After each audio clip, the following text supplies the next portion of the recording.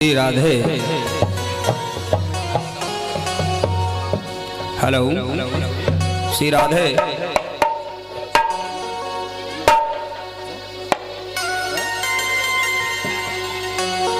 Hello hello hello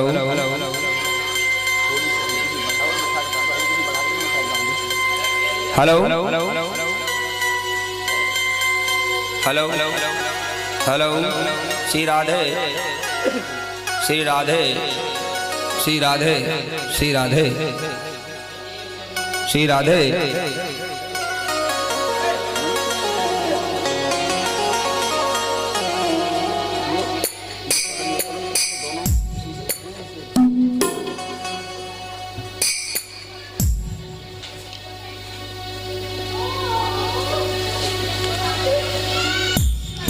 Shri Radhe. Hello hello hello hello. जय जय जय राधा राधा श्री राधे। आइए सभी क्षेत्रवासी नगरवासी धर्म प्रेमी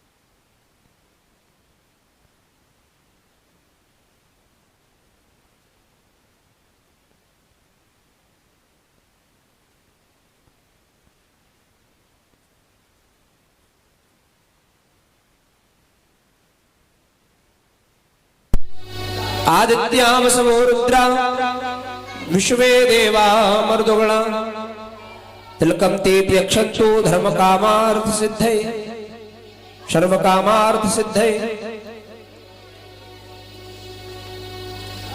सच्चिदानंद रूपाय विश्वोत्पत्त्यादि हेतवे तापत्रय विनाशाय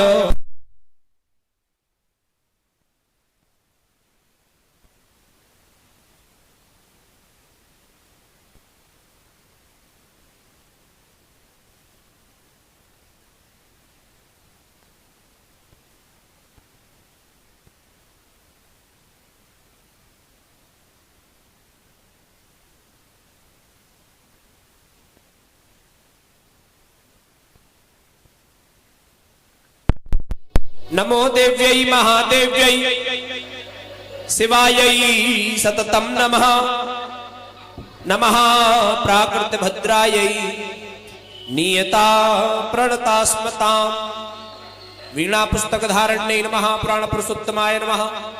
श्रीमन्नारायणाय नमः। पूजयामि गन्धाक्षत पुष्पाणिं समर्पयामि नमस्करोमि।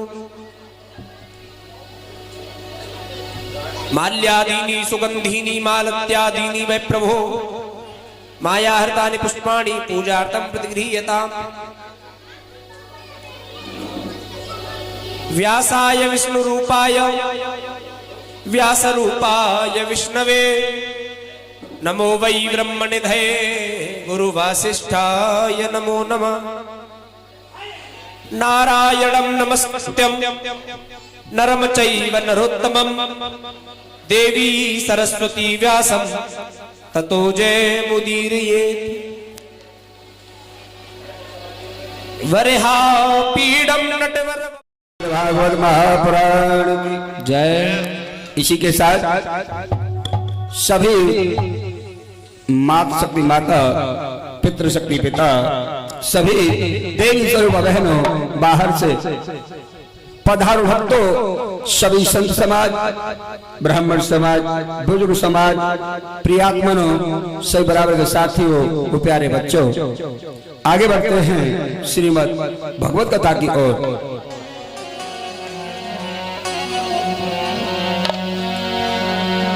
श्री सच्चिदानंद रूपाय विश्वोत्पत्त्यादिहेतवे तापत्रय विनाशाय श्री कृष्णाय वयं नमः। श्री सतचित और आनंद के स्वरूप विश्व की उत्पत्ति करने वाले, तीन प्रकार के पापों का विनाश करने वाले हे श्री कृष्ण भगवान, मैं आपके चरणों में प्रणाम करता हूँ। इसी के साथ हम और आप सभी मिलकर के उन भगवान श्री कृष्ण के चरणों में प्रणाम करते हैं। बोल श्री कृष्ण कन्हैया लाल की जय।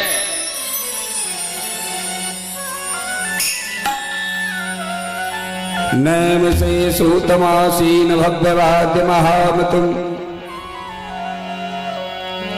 कथामृतरसा स्वाद कुशले सौनको अब्रवीत। नैमिषारण्य में 88,000 ऋषिगणों को श्री सुखदेव महाराज ने भागवत अमृत पिलाया और आज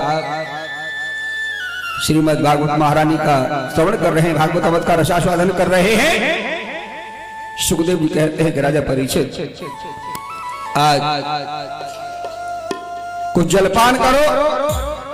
कहा प्रभु मेरी कोई इच्छा नहीं है, मैं तो एकाग्रचित्त होकर के भगवान का भागवत अमृत रसास्वादन कर रहा हूं। कल इस प्रांगण में भगवान श्री श्याम सुंदर ने गिरिराज महाराज का ब्रजवासियों के द्वारा नंद बाबा, यशोदा मैया, ब्रज गोपी ब्रज वालों को, सभी को श्री गोवर्धन महाराज की झांकी का निहारण कराया।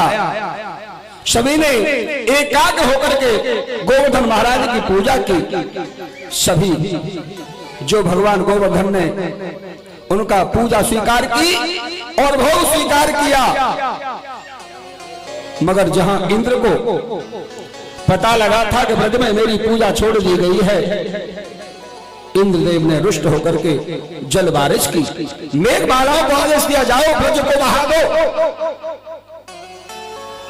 इंद्र की आज्ञा पा करके मेघमाला चल करके आए, इतना जल बरसाया, इतना जल बरसाया, सभी घबराने लगे।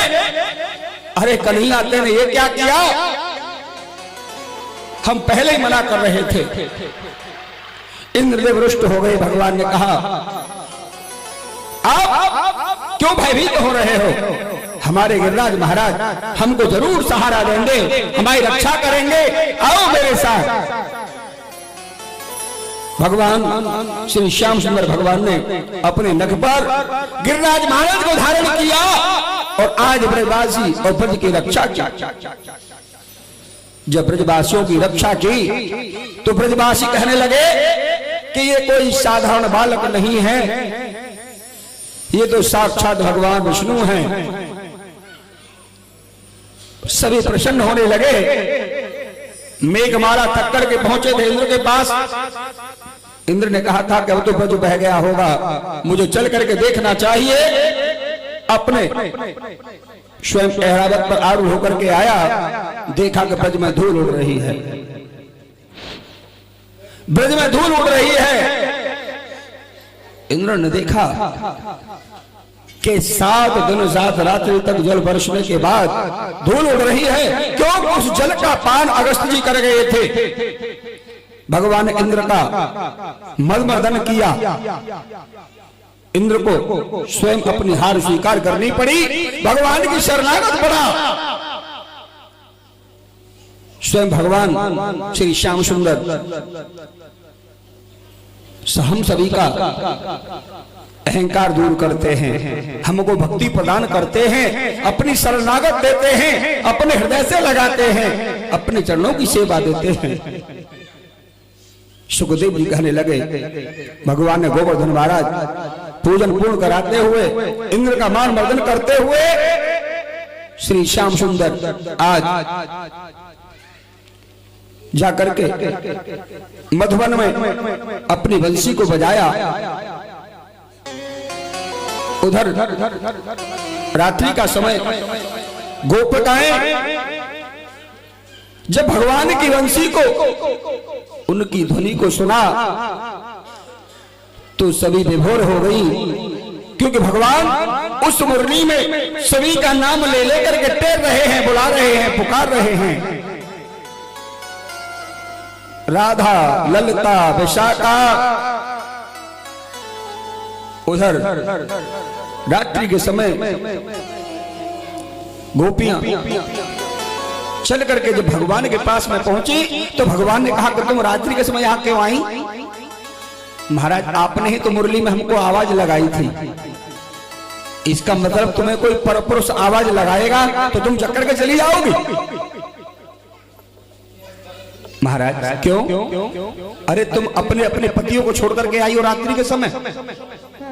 महाराज, जिन पति को छोड़ करके आए हैं उनको तो एक दिन छोड़ना ही पड़ता है, और हम तो सच्चे पति के पास में आए हैं। कि कौन है तुम्हारा सच्चा पति? आप।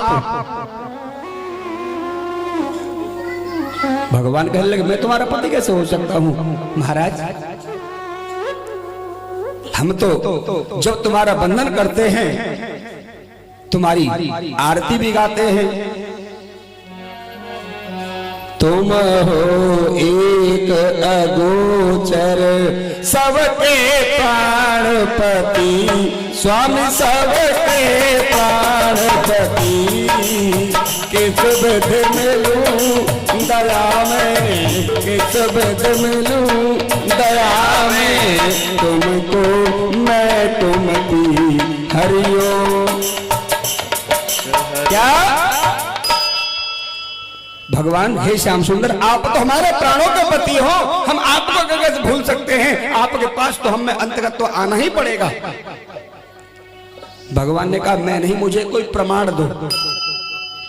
मैं नहीं मानता हूं कि मैं तुम्हारा पति हूं। अरे तुम अनेक हो और मैं एक हूं, मैं सबका पति कैसे हो सकता हूं? मुझे बताओ। महाराज, बताएं क्या? हम तो आपसे प्रार्थना करते हैं कि आप कहते हो कि तुम अपने पतियों को छोड़ करके आई हो। मान लो हम रात्रि विश्राम कर रहे हैं और हमारे पति और अचानक दरवाजे पर आ जाएं, रात्रि का समय है, तो महाराज फिर क्या होगा? अरे जब पतिदेव दरवाजे पर आ जाएंगे तो दरवाजा खोलना पड़ेगा तुमको।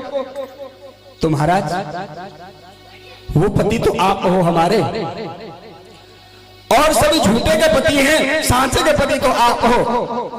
भगवान ने गोपिकाओं के साथ में रास किया था। भगवान ने गोपिकाओं के साथ में राज किया था।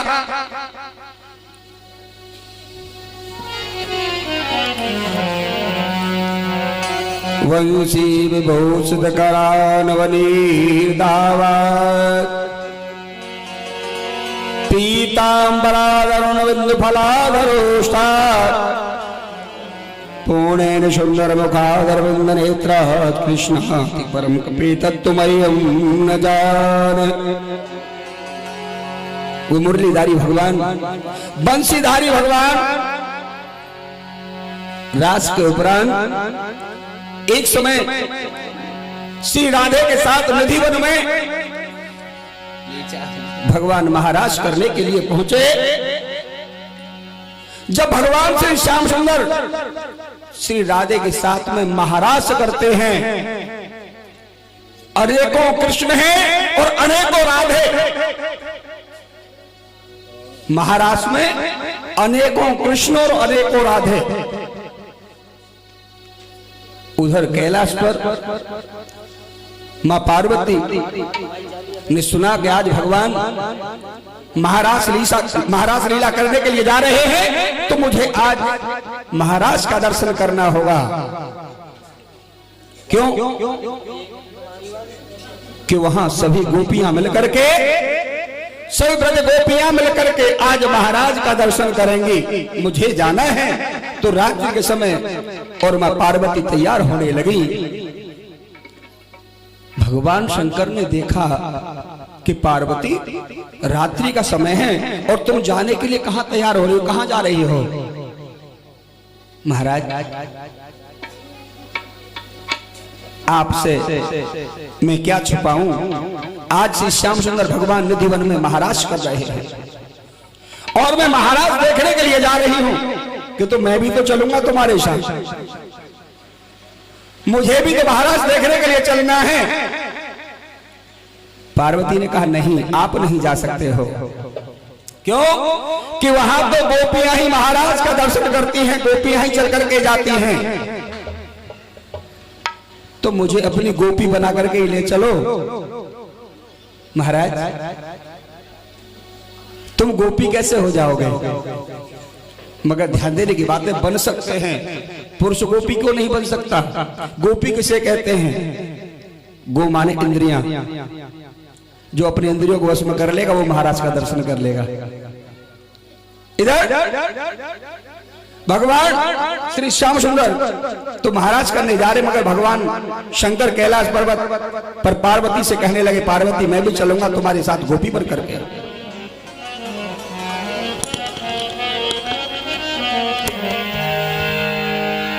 यो कह रहे भोले भंडारी, जय हो हे पार्वती, और यो कह रहे भोले भंडारी, मैं बनू गुजरिया मतवारी, ब्रजधाम की के झांकी करके आऊं राधा जी के श्याम की, झांकी करके आऊं राधा जी के श्याम की। यो कह रहे भोले भंडारी, मैं बनू गुजरिया धाम की, झांकी करके आऊं राधा जी के श्याम की। यो कह रहे भोले भंडारी, में बनू गुजरिया मतवारी, ब्रजधाम की झांकी करके आऊं राधा जी के श्याम की।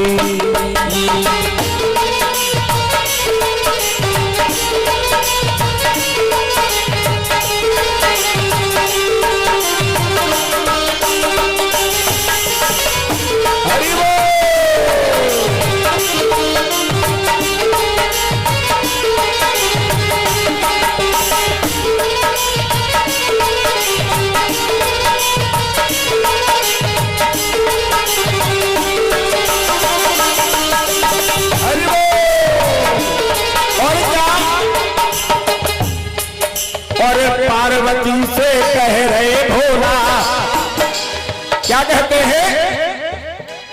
अरे पार्वती से कह रहे भोला, करे श्रृंगार जनानो, पार्वती से कह रहे भोला, करे श्रृंगार जनानो, पार्वती से कह रहे भोला, करे श्रृंगार जनानो, मन की तेरी सहेली मोको वृंदावन है जानो।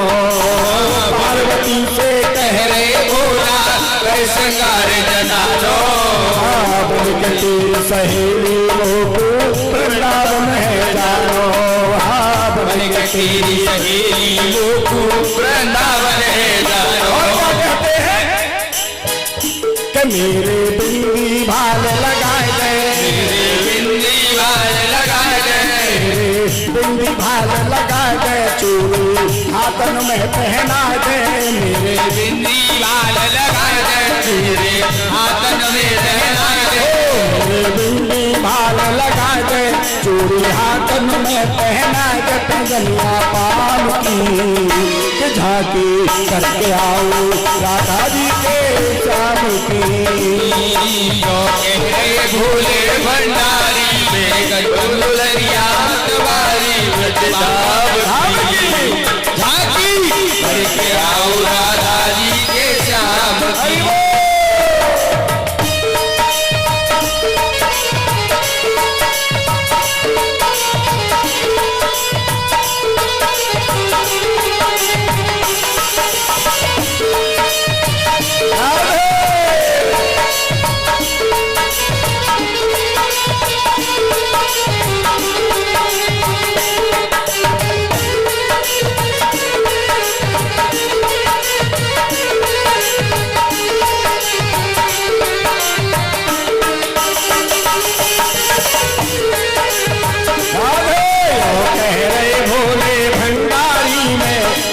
दरिया मतवारी ब्रजधाम की झांकी करके आओ राधा जी के श्याम की।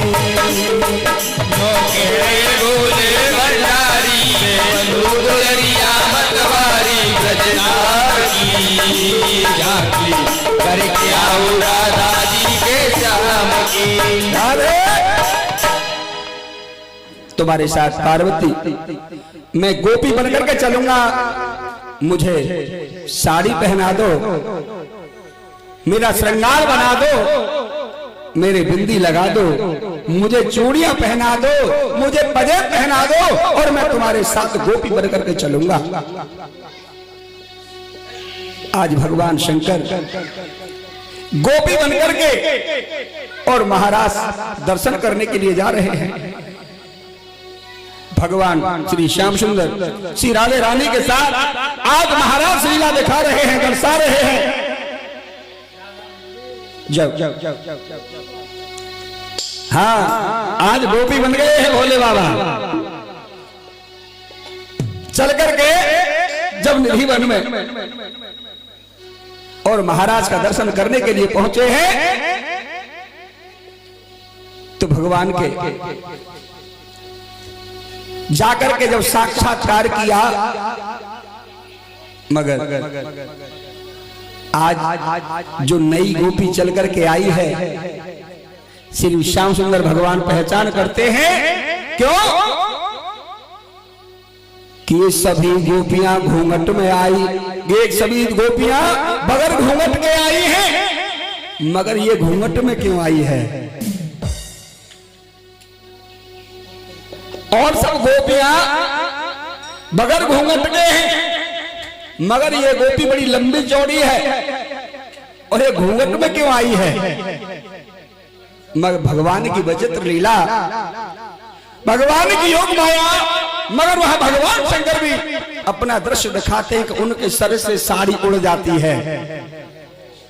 जैसे सर से साड़ी हट गई, भगवान के एक दूसरे ने नेत्र मिले, महाराज में धन्य हो गया आज तुम्हारे महाराज का दर्शन करके। भगवान श्री श्याम सुंदर का आज महाराज का दर्शन किया भोलेनाथ में। भगवान अपनी लीलाओं को दर्शा रहे हैं। सुखदेव जी कहते हैं कि भगवान अब श्री श्याम सुंदर भगवान 11 वर्ष के होने के लिए जा रहे हैं। तो उधर जो मथुरा का राजा कंस, उसे पता था कि मैं अपने काल से इतना भयभीत हूं और मैं अपने काल को कैसे मार पाऊंगा। कंस एक दिन चिंतित बैठा हुआ था। एक दिन मथुरा का राजा कंस और चिंतित बैठा हुआ है। उधर देव ऋषि नारद जी बीड़ा बजाते चले आ रहे हैं, क्योंकि वो तीनों लोकों में भ्रमण करते रहते हैं, तीनों लोकों की राजी खुशी लेते रहते हैं।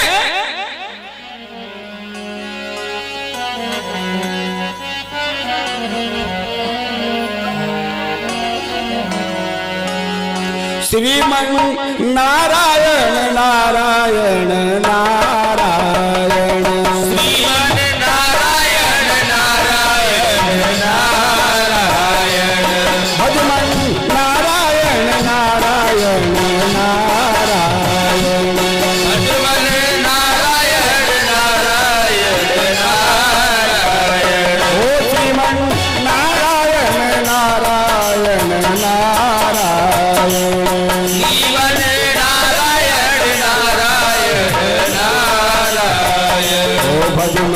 नारायण नारायण नारायण भज मन नारायण नारायण नारायण बोलो श्रीमन नारायण नारायण नारायण भज मन नारायण नारायण नारायण ओ श्रीमन नारायण नारायण नारायण भज मन नारायण नारायण नारायण बोलो श्रीमन नारायण नारायण नारायण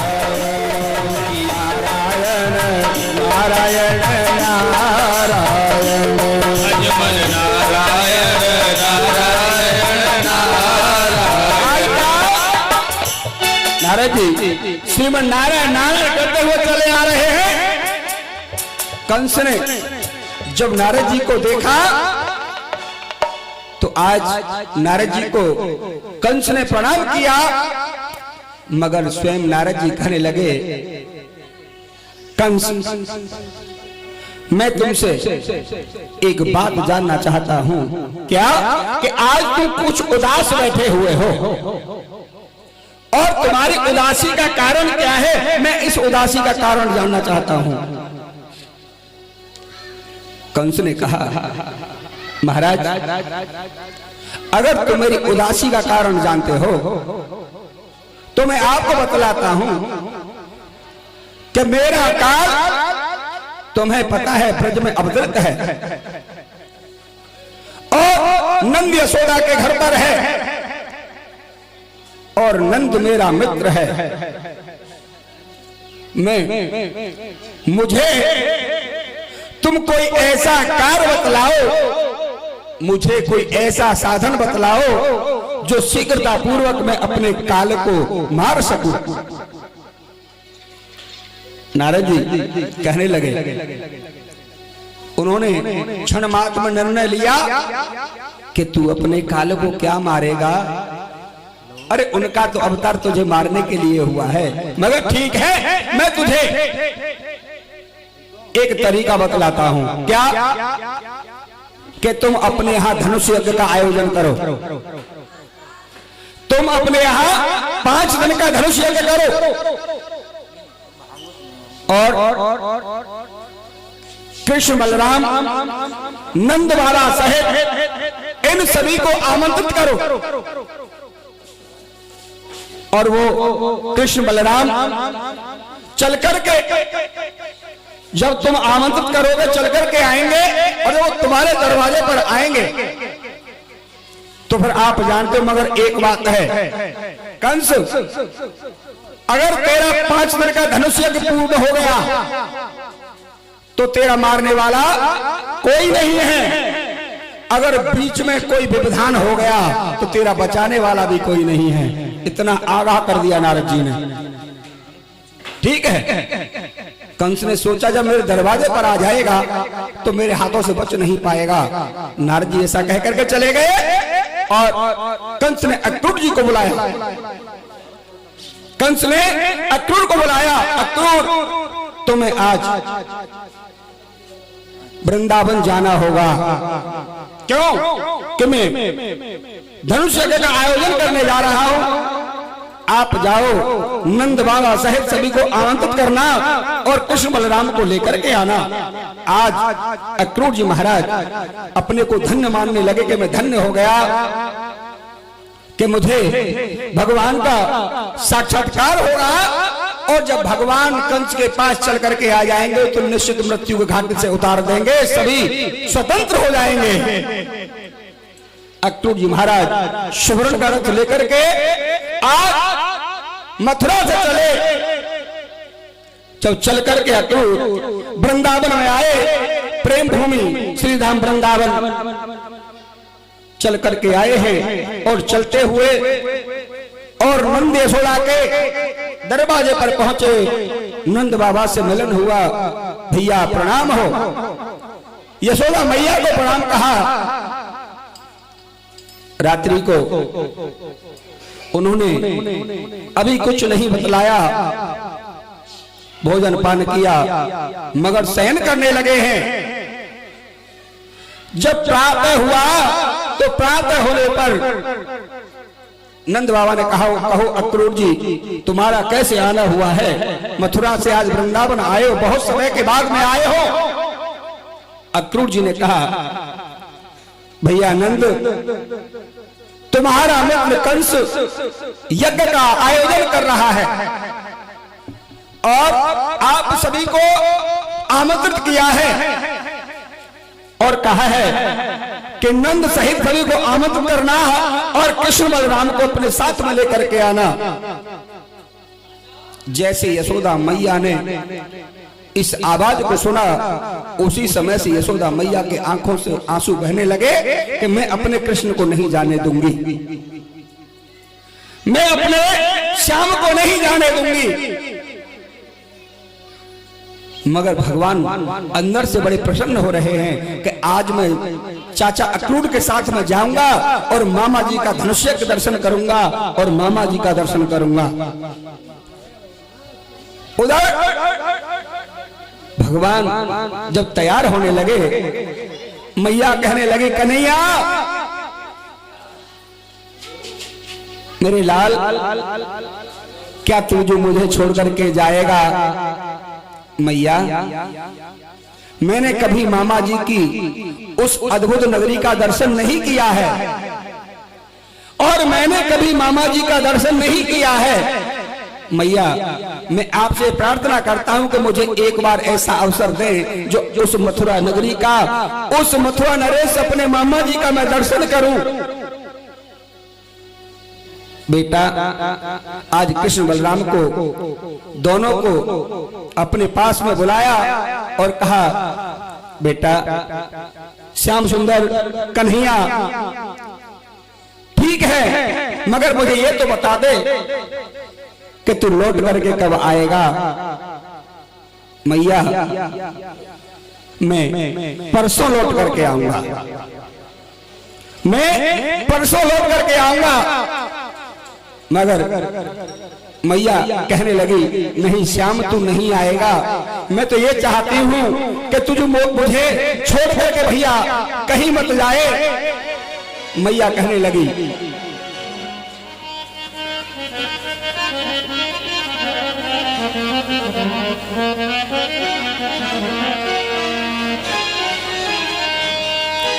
न जाओ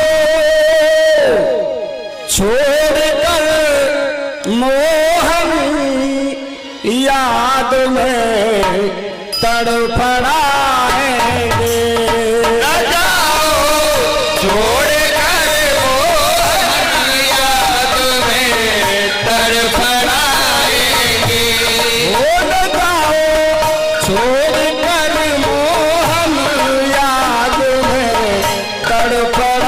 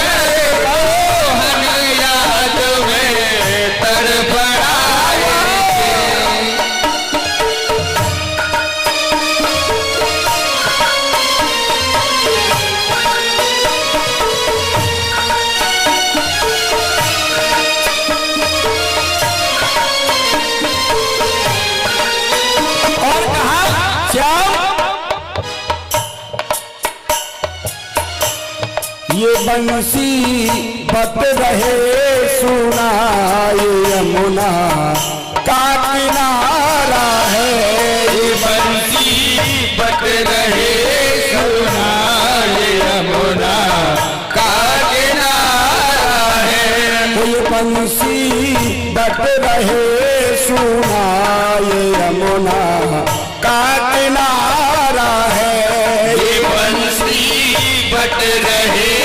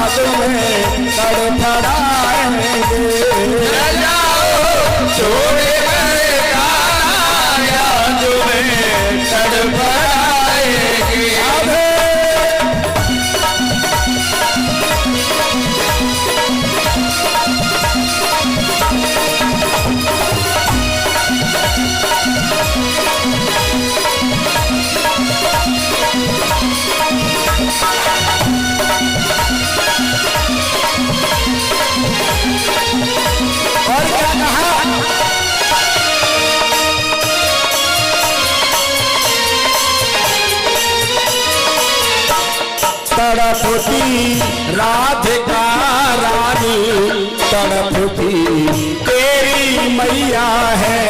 तड़पती राधिका रानी तड़पती तेरी गैया है। दुखी वो नंद बाबा है कहाँ जा एक कन्हैया है। दुखी वो नंद बाबा है कहाँ जा एक कन्हैया है। नंद लाल के वो ग्वाल ना गाय चराएंगे। लाल के वो लाल गाय चोराएंगे। नंद लाल के वो ग्वाल ना गाय चराएंगे। नानद लाल के वो ग्वाल ना गाय चराएंगे। छोड़ कर मोहन याद में तड़पड़ाएंगे। न जाओ छोड़ कर मोहन याद में तड़पड़ाएंगे।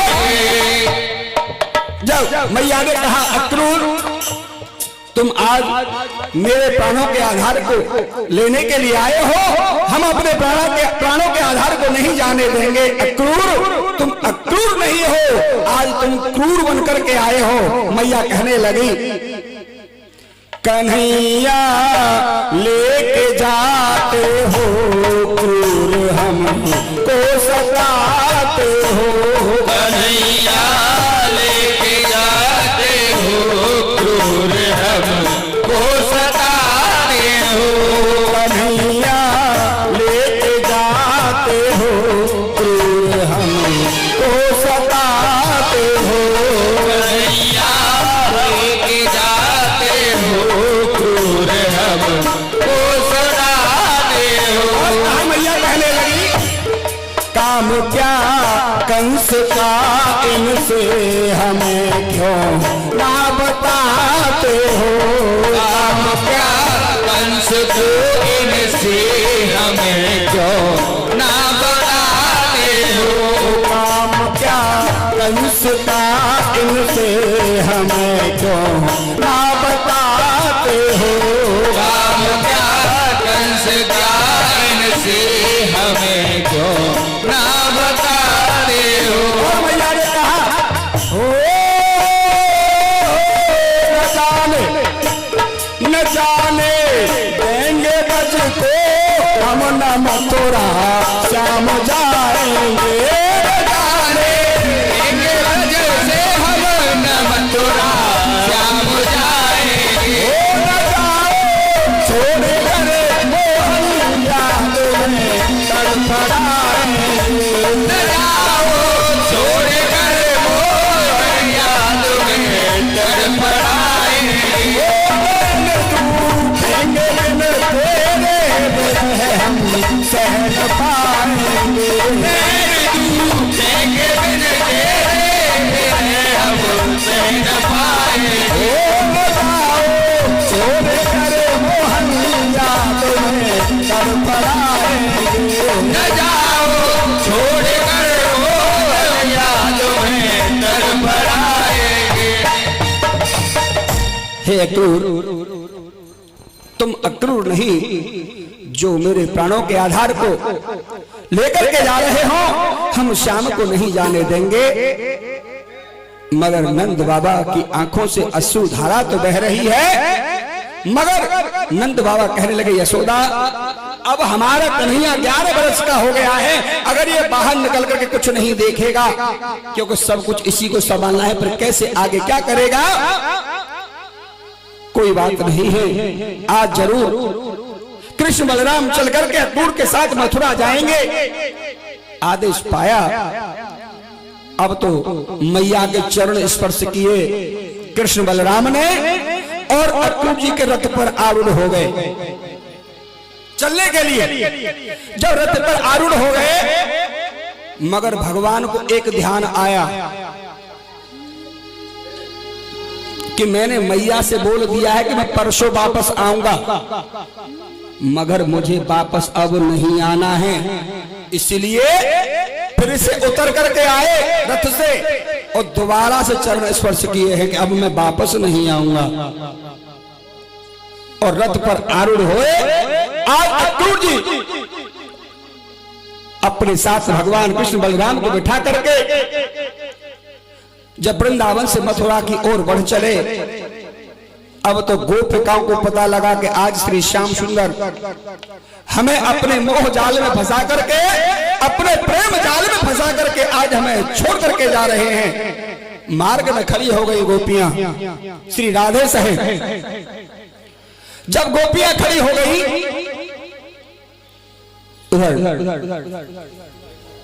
जब रथ आगे को बढ़ा तो चारों तरफ से और रथ को घेर लिया।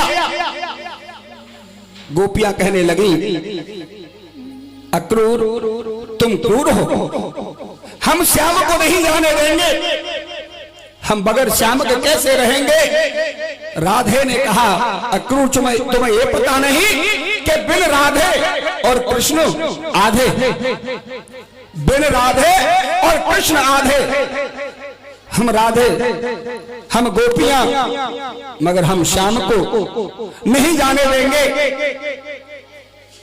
चारों तरफ से गोपियां आज भगवान के सामने खड़ी हैं, कहने लगी, श्याम सुंदर आज तुमने इसीलिए हमसे स्नेह किया, हमसे प्रेम किया।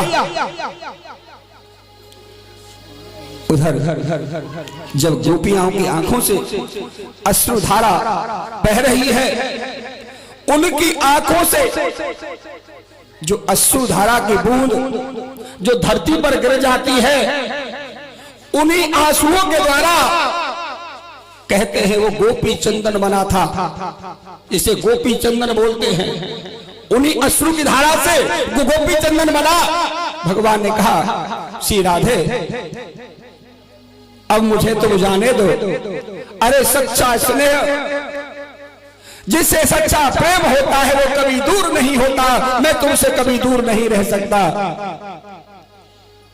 भगवान श्री श्याम सुंदर को लेकर के अक्रूर आगे आज तरफ दी गोपियों को छोड़ करके अक्रूर जी के साथ जब मथुरा में प्रवेश करने लगे, भगवान कृष्ण कहने लगे, चाचा अक्रूर अब हमें आप यहीं पर उतार दो, हमें आप यहीं पर उतार दो। अब हम स्वयं मामा की नगरी, अद्भुत नगरी को देखते हुए पैदल चल करके जाएंगे। मामा की नगरी में क्या क्या है, हम पहली बार आए हैं, हम देखते हुए जाएंगे। अक्रूर जी ने रथ से उतार दिया। अब तो दोनों भाई जब आगे को चले हैं, अब तो चलते चलते चलते चलते क्या कि एक सामने से और कंस के वस्त्र लेकर के और धोबी आ रहा है यमुना में धोने के लिए।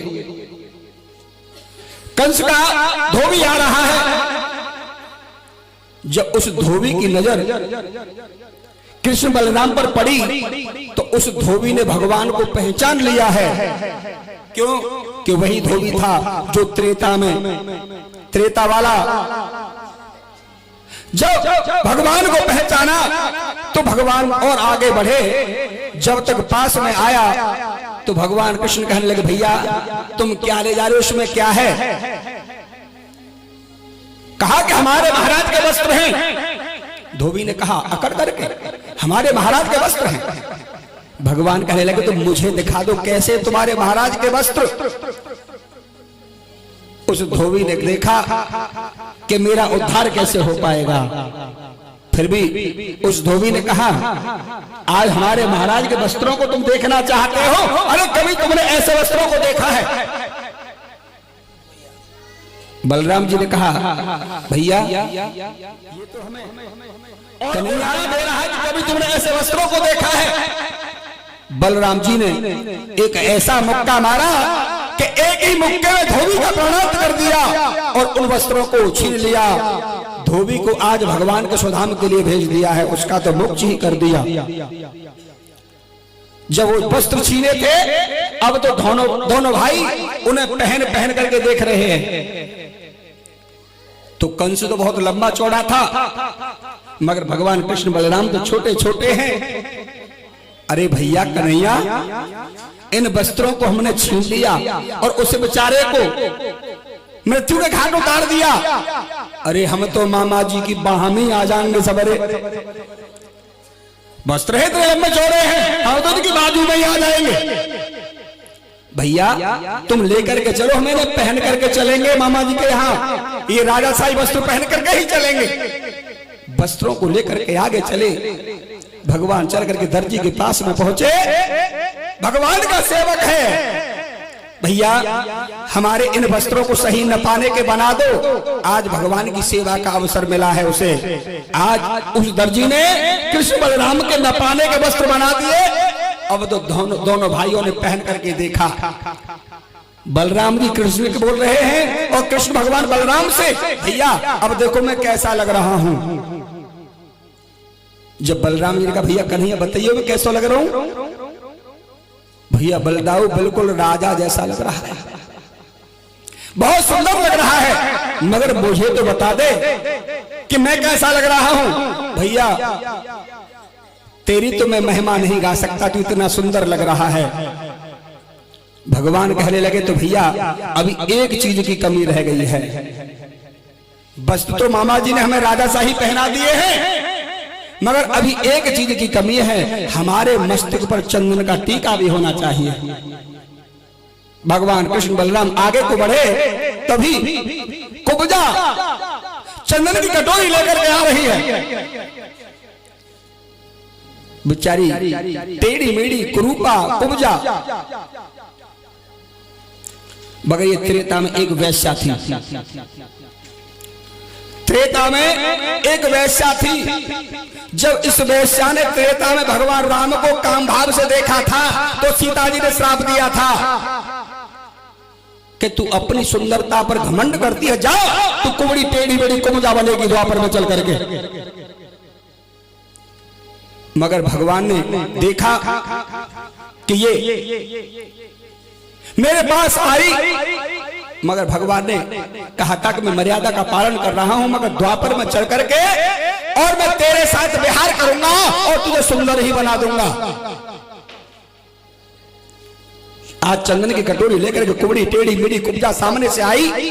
भगवान ने कहा, हे सुंदरी, बेचारी टेढ़ी मेढ़ी है, मगर भगवान ने कहा, हे सुंदरी क्या लेकर के जा रही हो। कहा कि चंदन की कटोरी है, कि हमारे ये चंदन लगा दो। जरूर बलराम जी को चंदन दिया और उस कुबड़ी कुब्जा ने भगवान के मस्तक पर चंदन लगाया। जैसे बिजली का तार जब हम अपने यहां प्रकाश करते हैं, जो बल्ब से तार जाता है उसे जब बिजली के तार में लगा देते हैं तो तुरंत बल्ब जल जाता है। ऐसे ही जैसे चंदन लगाते समय कुब्जा ने भगवान के मस्तक से हाथ लगाया, जो उसके मन की वासनाएं थी वो समाप्त हो गई। मगर बलदाऊ कहने लगे, कन्हैया तू बहुत स्वार्थी है। अरे अभी तुमने कहा था कि अभी मस्तक पर चंदन नहीं है और हमारी कितनी शोभा बढ़ाई है। हमारे मस्तक पर इसने चंदन लगाया, मगर इसके बदले में तुमने इसे कुछ दिया नहीं है।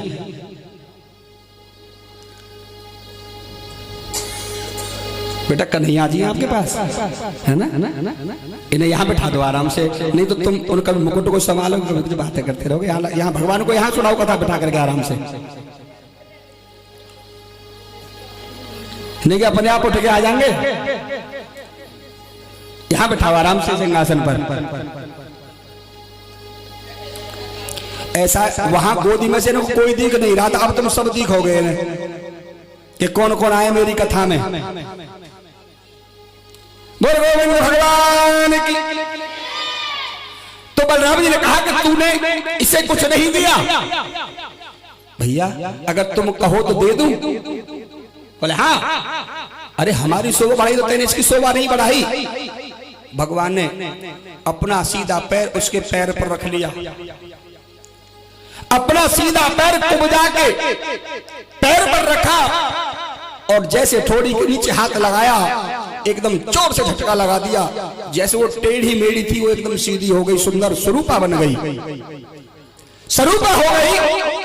जब स्वरूपान हो गई अब फिर से उसके मन की भावना के महाराज बहुत समय निकाल दिया तुमने त्रेता के बाद में, आज मिले हो अब मेरे साथ चलो ना, बिहार करो। कुब्जा कहा, कुब्जा हे सुंदरी मैं बिहार करूंगा मगर मैंने अभी मामा जी का दर्शन नहीं किया और मैं तेरे घर चल करके जरूर आऊंगा। ऐसा कहकर भगवान आगे बढ़े हैं। अब तो कृष्ण बलराम दोनों भाई चलते जा रहे हैं। अब जैसे चल करके मथुरा होली दरवाजे पर पहुंचे हैं तो वहां कंस ने होली दरवाजे पर कुबलिया पीड़ हाथी को लगा रखा है। कुबलिया पीड़ हाथी है कि इस मार्ग से कृष्ण बलराम आएंगे और ये हाथी छोटे छोटे बच्चे हैं मृत्यु के घाट उतार देगा। जब कृष्ण बलराम प्रवेश करने लगे कुबलिया पीड़ हाथी ने सबसे पहले सर झुका करके भगवान के चरणों में प्रणाम किया है। पता था कि आज इनके हाथ से और मेरा मोक्ष हो जाएगा, मेरा उद्धार हो जाएगा। उस कंस के हाथों से मरना तो इन्हीं के हाथों से मरना ठीक है जो इनका स्वधाम मिल जाएगा। प्रणाम किया है भगवान ने, उसकी प्रणाम को स्वीकार किया है। उधर मगर हाथी ने देखा कि जब तक मैं बार नहीं करूंगा जब तक मेरा मोक्ष नहीं होगा। जैसे आगे को बढ़े उस कुबलिया पर हाथी ने जैसे अपनी सूंड से भगवान पर प्रहार करना चाहा, भगवान ने उसकी सूंड को पकड़ करके घुमाया और पृथ्वी पर पटक दिया और हाथी का प्राणांत कर दिया। बोल गोविंद भगवान की। कुबलिया पर हाथी को मारा और आगे बढ़े। भगवान के दो पहलवान हैं, मुष्टिक और चारूर। मुष्टिक और चारूर। कहा कृष्ण बलराम आएंगे तो तुम्हें सबसे पहले मल्ल युद्ध करना होगा। जब तक मल्ल युद्ध की बारी करने की आई, जब तक नंद बाबा पहुंच चुके हैं वहां पर। नंद बाबा देख रहे हैं कृष्ण ने मेरे पुत्रों को बुलाया मगर ये तो इतने लंबे चौड़े पहलवानों से और छोटे छोटे बच्चों को युद्ध कराएगा, मल्ल युद्ध कराएगा, कुश्ती कराएगा। उधर बलदाऊ भगवान कृष्ण उन दोनों को मुष्टिक और चारुक ने रोक लिया। हम ऐसे तुम्हें नहीं जाने देंगे, हमारे महाराज का आदेश है कि पहले हमसे मल्ल युद्ध करना होगा, मल्ल युद्ध में जीतना होगा, जब हमारे महाराज के पास में तुम्हें जाना होगा।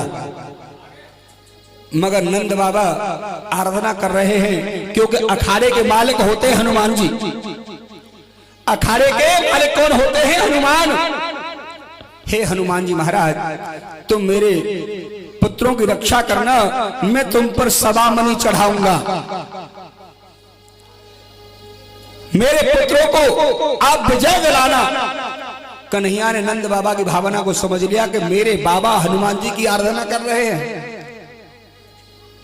मगर आज भगवान चारों युगों में रहे हैं। ऐसा नहीं कि भगवान राम के ही साथ में रहे थे,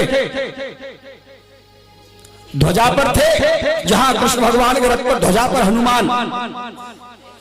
और जब आप हनुमान चालीसा पढ़ते हो, सुनते हो तो आपने सुना भी होगा, चारों जुग पर ताप तुम्हारा और है पर सिद्ध जगत उजियारा। चारों युगों में हनुमान रहे हैं।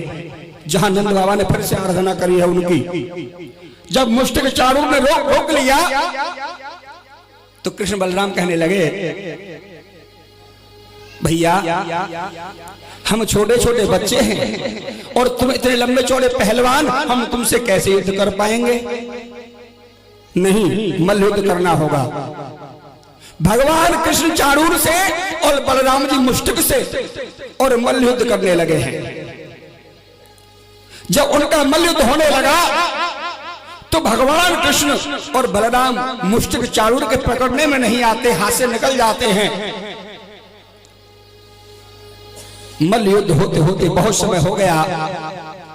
बलराम जी कहने लगे, कन्हैया अरे भैया कितना समय लगाओगे, मामा जी इंतजार कर रहे हैं हमारा। ठीक है तो भैया। अब दोनों भाइयों ने जब मल्ल युद्ध किया तो मुष्टिक चाणूर को भी ये नजर आ गया कि साधारण बालक नहीं है और ये हमसे मरने में नहीं आएंगे। अगर हम इन्हें छोड़ करके भागते हैं तो कंस के हाथों से मरना पड़ेगा, हमारी मुक्ति नहीं हो पाएगी, इससे तो इनके हाथ से ही मरना ठीक है। दोनों भाइयों ने मुष्टिक और चाणूर को और मृत्यु के घाट उतार दिया। बोल वृंदावन बिहारी लाल की।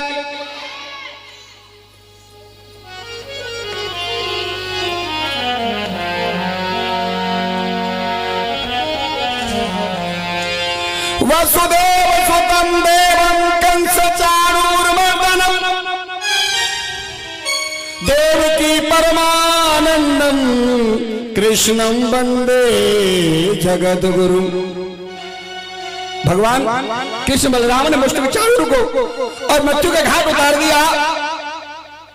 अब तो भगवान कृष्ण बलराम जब आगे बढ़े हैं तो वहां कुछ नक्कारे वाले नक्कारे बजा रहे हैं, सहनाई बज रही है कंस के पास। जब नक्कारे वाले नक्कारा बजा रहे, कंस की नजर पड़ गई कि मुष्टिक और चाणूर को मार दिया तो निश्चित मेरा काल है, विघ्न होने लगा है। आगे भगवान ने बढ़ करके उस धनुष को उठा लिया और धनुष को तोड़ डाला। जो धनुष यज्ञ का आयोजन चल रहा था, धनुष को तोड़ दिया, आगे बढ़ने लगे। कंस चिल्ला रहा है नक्कारे वालों से, नक्कारे बंद करो, नक्कारे बंद करो, विघ्न होने लगा। मगर अब तो कंस की कोई नहीं सुन रहा है। भगवान ने छलांग लगाई, क्यों कि कंस भागना चाह रहा था। भगवान ने एक छलांग लगाई, मंच पर चढ़ गए और कंस के केस पकड़ करके सिंहासन से खींच लिया। मामा जी मुझे आमंत्रण करके बुलाया, निमंत्रण देकर के बुलाया और ऐसे बगैर मिले भागे जा रहे हो। केस पकड़ करके खींच लिया है। ध्यान करो, कौन सा कि तुमने मेरी माता देवकी के रथ से कंस ने केस पकड़ कर कहीं खींचा था, याद है आपको? पटक लिया और सीने पर बैठ गए। भगवान सीने पर बैठ गए और भगवान ने एक ऐसा मुक्का मारा कि कंस का प्राणांत कर दिया। बोल वृंदावन बिहारी लाल की। कंस को मृत्यु के घाट उतारा। भगवान की विचित्र लीला, भगवान ने कंस का प्राणांत किया। मगर उस कंस की दो पत्नी थी, अस्ति और प्राप्ति। कंस की दो पत्नियां थी, अस्ति और प्राप्ति। आकर के रुदन करने लगी कि आज कन्हैया ने हमारे स्वामी को मृत्यु के घाट उतार दिया है। इस नंद के छोरा ने हमारे स्वामी को मृत्यु के घाट उतारा। भगवान ने कंस को मारने के बाद देखा कि मेरे मामा जी ने मेरी माता पिता मैया देवकी पिता वसुदेव को कारागृह में बंदी बना रखा है और मेरे नाना उग्रसेन को, क्योंकि कंस ने अपने पिता उग्रसेन को भी कारागृह में डाल रखा था, मेरे नाना उग्रसेन को भी बंदी बना रखा है। सबसे पहले जाकर के और भगवान श्री श्याम सुंदर ने कंस को मारने के बाद और अपने नाना उग्रसेन को मुक्त किया है। जब उग्रसेन को मुक्त किया, उग्रसेन को भी ये पता लग गया कि कंस का प्राणांत हो गया। उधर श्याम सुंदर भगवान के हृदय से प्रणाम किया और श्याम सुंदर भगवान कहने लगे, नाना जी मुझको क्षमा करना। क्या?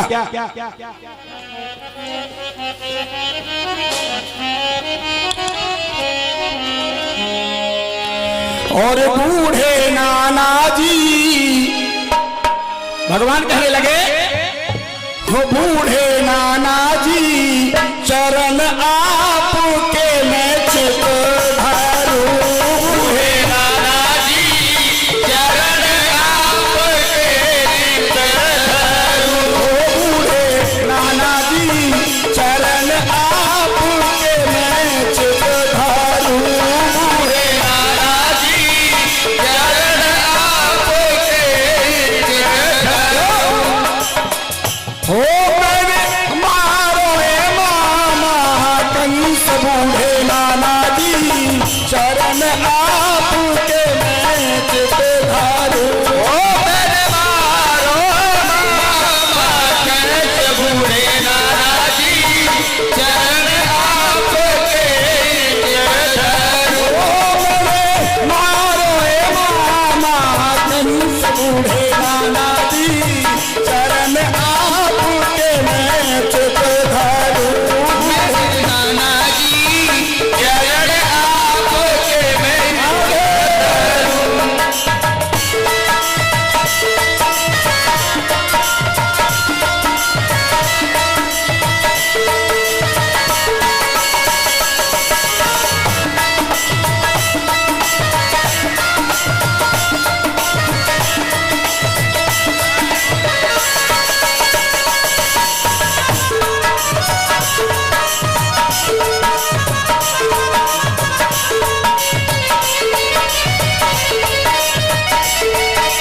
और क्या नाना जी भगवान कहने लगे नाना जी सुनो तो बूढ़े नाना जी पहले तो मारी मैंने पूतना।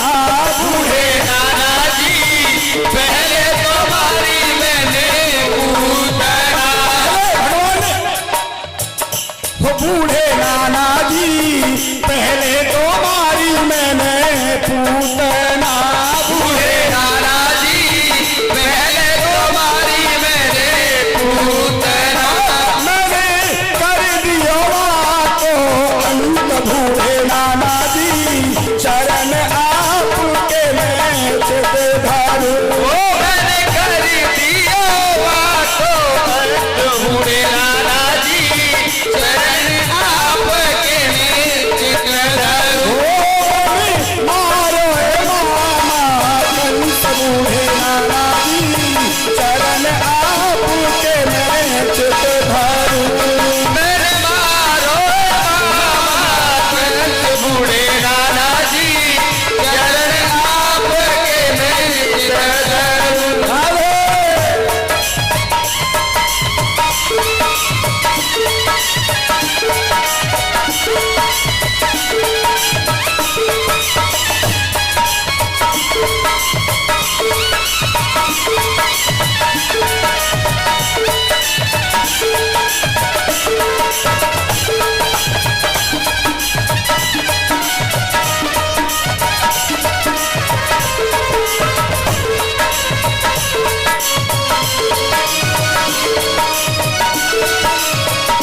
और कहा नाना जी और सुनो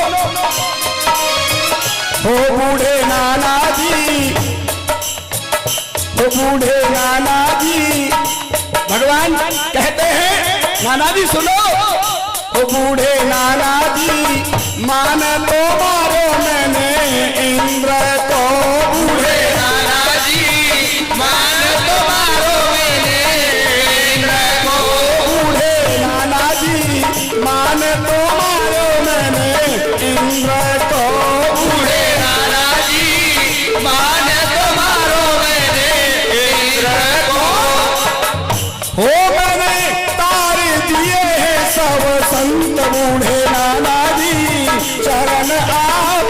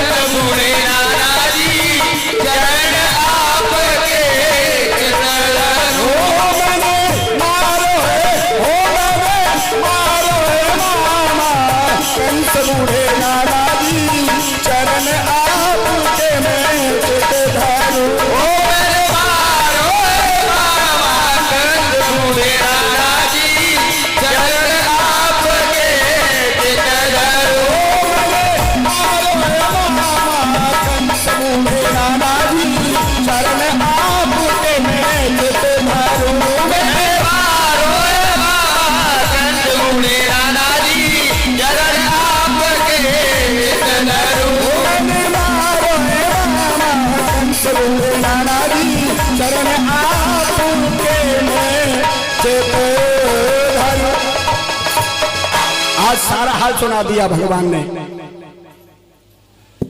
हेलो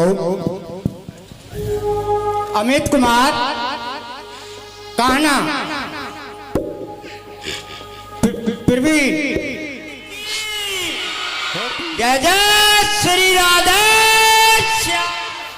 आज भगवान ने कंस को मृत्यु घाट उतारा, नाना उग्रसेन को बंधन मुक्त किया। जब बंधन मुक्त किया तो अपने पिता वसुदेव और माता देवकी को आज कारागृह के बंधन से मुक्त कर दिया भगवान ने। कंस ने जिसको अपने कारागृह में बंदी बना रखा था, आज सबको स्वतंत्र कर दिया है भगवान श्री श्याम सुंदर ने।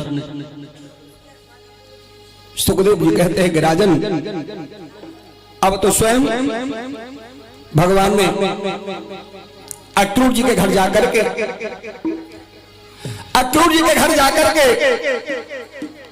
और उसकी कुटिया को पवित्र किया। आज फिर से मथुरा का राज्य पुनः अक्रूर को और उग्रसेन को वापस कर दिया। उसके बाद भगवान ने स्वयं कुब्जा से विहार किया। आज भगवान श्री श्याम सुंदर मथुरा में ही रहने लगे हैं और मथुरा में रहते हुए भगवान ने और शांति पर गुरु जी के यहाँ विद्या का अध्ययन किया था। भगवान ने शांति पर गुरु जी के यहाँ विद्या का अध्ययन किया था, जहां से कृष्ण और सुदामा की मित्रता हुई थी।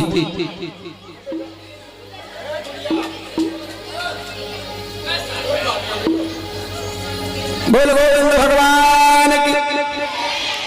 भगवान ने शांतिवन गुरु जी के यहाँ विद्या का अध्ययन किया, जहां भगवान कृष्ण और सुदामा का मिलन हुआ था। मित्रता तो बहुत है, मगर भगवान कृष्ण और सुदामा जैसी नहीं थी। भगवान कृष्ण और सुदामा जी जैसी मित्रता नहीं हुई थी। जहां के ऐसी मित्रता थी कि परस्पर आज जो गुरु माता की दी हुई चने की प्रसादी आज स्वयं उन चनों का पालन करने पर भगवान के द्वारा श्रापित हुए थे, क्योंकि हक परायो खाए के यही सदगुरु की सीख। और आज श्राप में दे दऊं तू घर घर मांगे भी।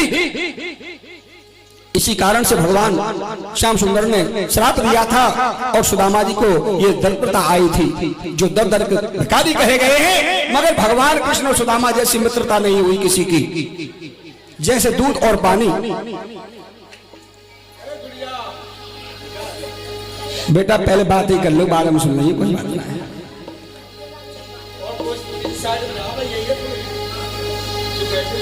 इतने को पल्ला भारी है। हाँ। मगर बेटा ये ध्यान रखना कि जो समय निकल जाएगा, अगर जो समय निकल रहा है ना, वो फिर से वापस नहीं आएगा, ये ध्यान रख लेना। हमको ये श्वास भी गिन करके दी हुई है परीक्षित जी। चाहे तो 4 रोटी चाहे 4 दिन कर ले, चाहे 1 दिन खा ले मामा। ये श्वास गिन करके मिलती हैं और खाने के लिए अन्न तोल करके दिया जाता है भगवान के यहां से। पीने के लिए, नहाने के लिए, हर क्रिया के लिए जल भी हमको तुल करके ही मिलता है। ये भी ध्यान देना है कि हमको वृथा अधिक जल को बर्बाद नहीं करना चाहिए। ये ध्यान देने की बात है, तुल करके मिला हुआ है। और ये श्वास भी भगवान ने हमको दी है गिन करके। किसी कवि ने भी लिखा है,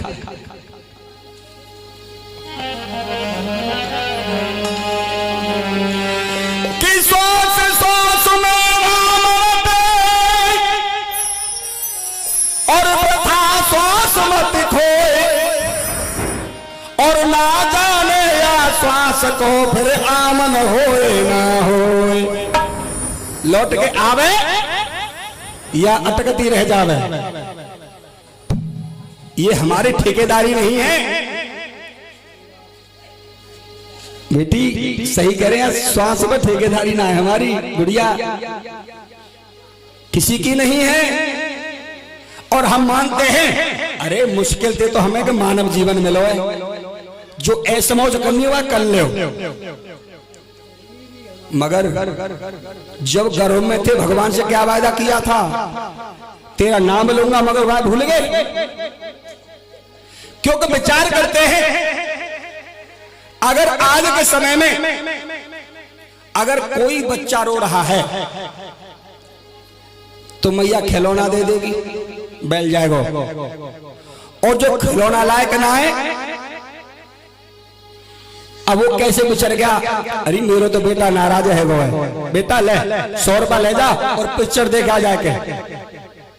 मगर ऊद मत गाटियो पिक्चर देखा तो ये ना है कि कथा है, ये कथा सुनिया या ज्ञान है। आज देव को बड़े मुश्किल से 10% लोग नहीं हैं ये 100 वर्ष की उम्र, क्योंकि हमने उस दिन बताया था कि 4 युग हैं और 4 युगों में हमको हर मनुष्य को अलग अलग उम्र दी गई थी। जैसे सतयुग में कितनी बताई परीक्षित जी, सतयुग में कितनी उम्र बताई हमने उस दिन? देखो ये ध्यान देने की बात है महाराज, जब रेल का इंजन खराब है जाएगा तो डिब्बा तो सब ठाड़े हो जाएंगे नहीं। इस समय आप रेल का इंजन है भाई, जब रेल का इंजन खराब गड़बड़ करते हैं तो डिब्बे तो खड़े रहते जब तक इंजन नहीं चलता है आगे। क्या सतयुग में 1 लाख वर्ष की उम्र थी, जो 36,000 कोई राज्य करता था, 36,000 वर्ष कोई तपस्या करता था। त्रेता आया तो 1 जीरो को हटा दिया था, कितनी रह गई थी? 26 नहीं, 1 लाख में से 1 जीरो घटानी है महाराज। सतयुग में 1 लाख वर्ष की उम्र थी, 1 जीरो को हटा दो कितने रह जाएंगे? 10,000 रह जाएंगे। और जब द्वापर आया तो फिर 1 जीरो को हटा दिया था, कितनी रह गई थी? 1,000। जब कलयुग आया फिर 1 जीरो को हटा दिया, कितनी रह गई? 100। मगर इसके 4 हिस्सेदार और हैं, चौथे हमें 3 और हैं। कौन? कि जिस समय भगवान उम्र बांट रहे थे, भगवान उम्र बांट रहे थे किसको? मनुष्य को, वैल को, कुत्ते को और उल्लू को। बहन जी एक प्रार्थना और करूं कि जो लंबी टांग करके बैठे ना है लोग, वो इकट्ठी कर ले, है ना? ऐसे नहीं बैठे हैं, बिल्कुल हमारी तरफ भगवान जी की तरफ कर रखा है सीधे पैर। मगर नाम नहीं लूंगा ना इशारा करूंगा, ऐसा अच्छा नहीं लगता है। इशारे में समझ जाओ। आसन, बगैर आसन के तो बासन बेकार है। अगर तुम लोटाए उल्टो धरते तो कितना पानी आ जाएगा? अम्मा वहां बता दो, तुम उल्टे लोटे में कितना आ जाएगा? कम आवे को ज्यादा? बिल्कुल ना आवेगा। तो फिर सूदे हाथ में बैठे कथा सुनो, जो जो तो सबको चुगावे को कारण नाम है कि ध्यान देने की बात है। कहते हैं जब चारों को उम्र बांटी, मनुष्य को, बैल को, कुत्ते को, उल्लू को 40-40 वर्ष की उम्र दी है। कितनी? 40। जब चारों को 40-40 वर्ष की उम्र दे दी तो चारों को चारों रोड लगे, चारों के चारों चौसा रोने लगे। भगवान ने कहा रे भैया, मैंने ऐसा कहा तुमने कह दी तो तुम चारों को चक्कर, मैंने 40-40 वर्ष की तुम्हें उम्र दी है, तुम रो क्यों रहे हो? भगवान ने कहा ये तो सब इनको बाद में पूछूंगा, मगर पहले तेरी कर्म योनि मानी गई है। मनुष्य से कहा पहले तू बता, तू क्यों रो रहा है? कि महाराज मैं रो क्या रहा हूं, जब 18, 20, 25 वर्षों को है पाऊंगा, जब तो मेरी शादी होगी। रहे 15 वर्ष, उन्हें 15 वर्ष में बालक हो जाएंगे, उनको ब्याह कर दूंगा और नमस्ते हो जाएगी। महाराज यह 40 वर्ष की उम्र में क्या कर लूंगा, कुछ ना कर पाऊंगा। अच्छा कम है इसीलिए रो रहा है, शांत हो जाओ। अब बैल की बारी आई, भैया तू क्यों रो रहा है? महाराज मैं इसलिए रो रहा हूं कि मुझे पूरे जीवन हल में चलना पड़ेगा। महाराज 40 वर्ष तो बहुत लंबी उम्र है जाएगी, मेरी तो आधी उम्र तुम और का ये दे दो। महाराज मेरी तो ज्यादा है। अच्छा इसकी कम है और तू ज्यादा ज्यादा क्यों रो रहा है? मनुष्य ने कहा तसल्ली भाई कह सके यहाँ की आधी मिल जाए। भगवान ने कहा भैया ये तो दोनों भी रो रहे हैं, मगर मनुष्य से कहा तेरी उम्र कम थी, क्या तू और उम्र लेना चाहता है? बोला हमारा दे दो। तो 20 यानी आधी उम्र बैल की मनुष्य को दी गई। कितनी हो गई? 60। अब बारी आई कुत्ते की कि तू क्यों रो रहा है भाई, तुझे क्या हल में चलना पड़ेगा? महाराज हल में तो नहीं चलना पड़ेगा, मगर मैं जिसके दरवाजे पर जाता हूं वो एक टुकड़ा मुश्किल से डाले और 4 लट्ठ लगावे ऊपर से। कोई को तो डाले बना के लियो तार को भगा। महाराज मैं कब तक दर दर कभी विवाह के दरवाजे पे कभी विवाह के दरवाजे भारत कब तक ठोकर खाऊंगा? महाराज मेरी तो आधी उम्र तुम और का हुआ दे दो। भगवान ने कहा मनुष्य हाँ भैया और चाहिए लाओ। अभी मनुष्य का पेट नहीं भर रहा है, आधी उम्र कुत्ते की भी दे दी। कितनी हो गई? 80। अब बारी उल्लू की आई, उल्लू से कहा तू क्यों रो रहा है? तुझे का दर दर टुकड़े खाने जाना है किसी के यहाँ? कि महाराज टुकड़े तो खाने नहीं जाना है, मगर पहली बात तो ये है कि मुझे दिन में कछु नजर ना आवे, मुझे दिन में कुछ नजर नहीं आता और मेरो सबसे ज्यादा नाम बदनाम कर रखो है। कहा कि चाहे कोई बात करने लगे, चाहे कोई काऊ तो लड़ झगड़न लगे कि का उल्लू की तरह टेटे टेटे कर रहा हो तू। महाराज मेरी तो आधी उम्र तो और का हुआ दो। मनुष्य से कहा और लेगा? हम महाराज ले लूंगा। अब तो 20 वर्ष उल्लू की मिल गई। कितनी हो गई? 100। तो आज हमारी 100 वर्ष की उम्र है, मगर इसके 3 हिस्सेदार और हैं और वो भोग हमको भोगना पड़ता है। ध्यान देने की बात है कि जब बच्चा हमारा 18, 20, 25 तक का होता है तो उसकी शादी होती है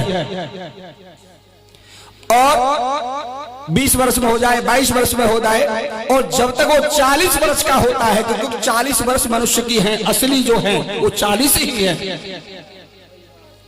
जब तक 40 वर्ष का होता है, जब तक बच्चे शादी योग्य होने लगते हैं, 15-16 वर्ष के हो जाते हैं, तो उन्हें चिंता लगने लगती है कि अब तक तो मौज मस्ती में रहे, अब इन बालकों की शादी को देखूं मुझे हत्थों को छूतो ना है, शादी कैसे करूंगा? अब मुझे कहूं नौकरी देखनी चाहिए। 40 साल का होता है जब उसे ध्यान होता है कि अब कोई काम देख लो, भैया इनको ब्याह शादी करना है, नहीं जमानो थूक देगा हम पे। अब तो काम पकड़ लिया, क्यों? किसकी बारी आ रही है? हल में चलना पड़ेगा। अब 40 वर्ष के बाद 60 तक, जब तक रिटायरमेंट ना होगा। बारी बैल की है, कहीं काम करने जाता है मगर उससे गुजारा ही होता है। अब तो नाइट लगा रहा रात को, दिन में कमा रहा है और रात को भी कमा रहा है। दिन में चल रात में, बैल की तरह दिन रात हल में यानी बह रहा है, कमा रहा है, चल रहा है। 60 साल का हो गया, उसी के अंदर जो धन कमाया था बीच बीच में अपने बच्चों की शादी विवाह करता रहा। 60 वर्ष का हो गया, 4 बेटे थे और चारों बेटों की शादी कर दी। 60 के बाद तो बारी कुत्ते की आनी है। 4 बेटा है। अब बेटा देख रहे हैं हमारे पिताजी बड़े बूढ़े हैगे, मगर अब हमें मालिकगिरी ना दे रहे, अब घर को ताज हमें ना दे रहे, इसीलिए अब वो कंस की तरह बन जाते हैं, जबरदस्ती राज्य लेना चाहते हैं, अधिकार लेना चाहते हैं। अब चारों भैया की मंत्रणा है गई, भैया ऐसे तो पिताजी देंगे ना है, ऐसा करो अपने आप बांट लो, जो कछु है अपने आप बांट लो। अब घर में 4 ही कमरा है और 4 ही बेटा है। घर में 4 कमराएं और 4 ही बेटाएं, चारों ने एक एक बांट लो। भैया कमरा तो बट गए, मकान बट गो, चलो धनो बट गो। एक जो ज्यादा चतुर है ना वो बोलो, ओए भैया अभी पूरा कहां बट गो, फिर कहा रहेगो कि अभी माँ बाप तो रहेगो, नहीं तो बांट लो, अभी तो माँ बाप रहेगा इन्हें बांटो। कि भैया अगर दोनों में से 4 करने लगे तो अपने आप बट जाएंगे, कि नहीं ऐसे नहीं। एक और चतुर है, बोले सुन, इनको ऐसे बांटेंगे कि एक समय का भोजन तो तू कराएगा, एक समय को तू करावेगो, और एक समय को तू, और एक समय को तू करावेगो। 4 चौथी छाके जाके एक को नंबर आवेगो। बोले ठीक है भैया, ये सही। कोई बाहर को के गोना के डोके डोकरा रोटी ना दे रहे, क्योंकि हमारी कुत्ते की है। आज बड़े के दरवाजे पर, फिर उससे छोटे के दरवाजे पर, फिर उससे छोटे के दरवाजे पर, फिर उससे छोटे के दरवाजे पर। आज योनि जो चल रही है उसको भोग रहे हैं, मगर 4 लठ ऊपर से मिलने। कौन से? जाके बोली ना लगी वाके गोली का लगेगी। ये बोली ही 4 लठ खाना है। अगर किसी दिन बेचारे बहू तो लग रही है, बालक ने स्कूल को तैयार कर बे, और बुढ़े बाबा ललटिया पहुंच गए, अरे बेटी रोटी बन गई का, कि बुढ़ो भूखो मरो, यहाँ पहले भोजन करो, बालक स्कूल बना गए, यहाँ पहले बड़ा पता खवा दो सवेरे सवेरे। बारी कुत्ते की अब ठोकर भी खानी पड़ेगी और डंडे भी खाने पड़ते हैं। इस बारी के ही डंडे हैं। 80 का हो गया, इतना समय निकाल दिया, अब तो घुटनों का राम निकल गया, घुटनों से चला फिरा नहीं जाता है। 4 पाई पकड़ ली, 4 पाई पकड़ ली, बरामदे में पड़े। कोई बेटा आ रहा है, कोई नाती आ रहा है। अरे बेटा, अरे के बुढ़ो दिन भर उल्लू की तरह करते परो, ना काम करंदे ना धरंदे, कहूं ते आओ बेटा, आवाज लगा। यानी वह चौथेपन उल्लू का, चौथापन उल्लू का अपन होता है। उस समय कोई किसी की नहीं सुनता है। तो भैया या ध्यान रखो कि हमारी उम्र तो 40 वर्ष की है, इसके और हिस्सेदार हैं। इसे प्रथा मत गुजारो, भगवान का भजन करो।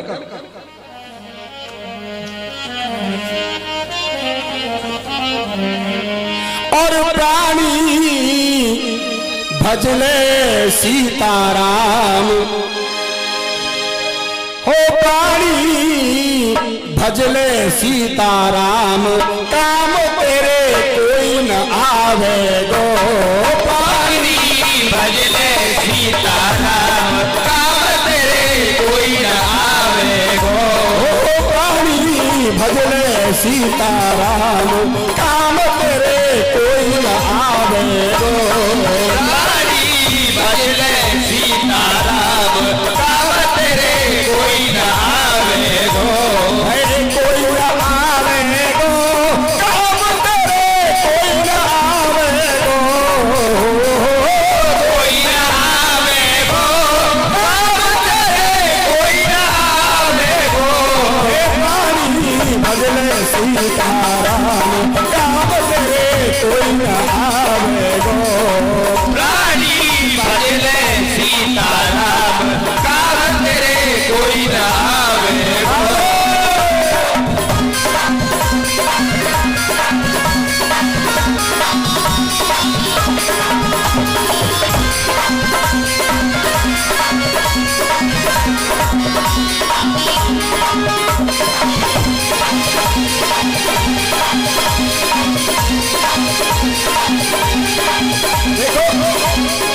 अभी कुछ लोग देखो, अभी अम्मा तो जी ना पतो, अम्मा अभी तो तुम्हें तो गई ना पतो, ई के कौन से कोने पर छोले पड़ रही है। यहाँ कीर्तन चल रहा है, मगर अम्मा कौवा की तरफ, कौवा की तरफ, कौवा की तरफ चुप बैठी है बेचारी। ई का पूरी कट गई, अम्मा जी ना पता छोले कितने पड़ रही है। देखो हम आपको आज 7वां दिवस है और हम आपके हाथ जोड़ते जोड़ते देखो, क्यों? हम आपके बच्चे, हमारा धर्म है और हमारा कर्म है आपके हाथ जोड़ना। हम आपसे जब आपके हाथ जोड़ के क्षमा मांगे तभी तो आशीर्वाद देंगे हमको आप। मगर आज 7वां दिन है तो मैं एक बार अब की बार और हाथ जोड़ रहा हूं, जरा ध्यान देने की बात है। हेलो तोता भगत जी प्रजापत 51 रुपए श्री भगवान जी के श्री चरणों में अर्पण करते हैं। बोलो राधा रानी की राधे राधे। और हाथ जोड़े आपके,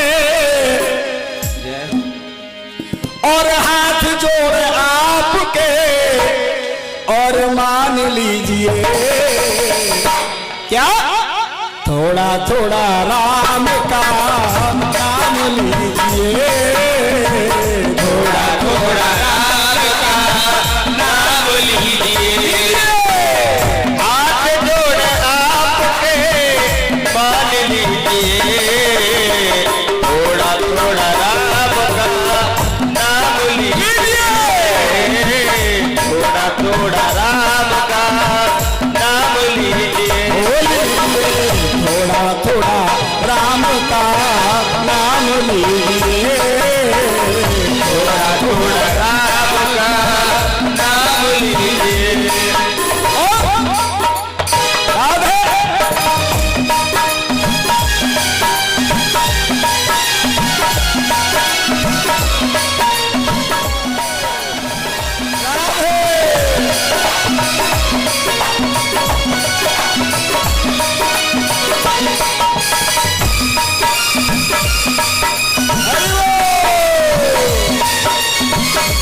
राधे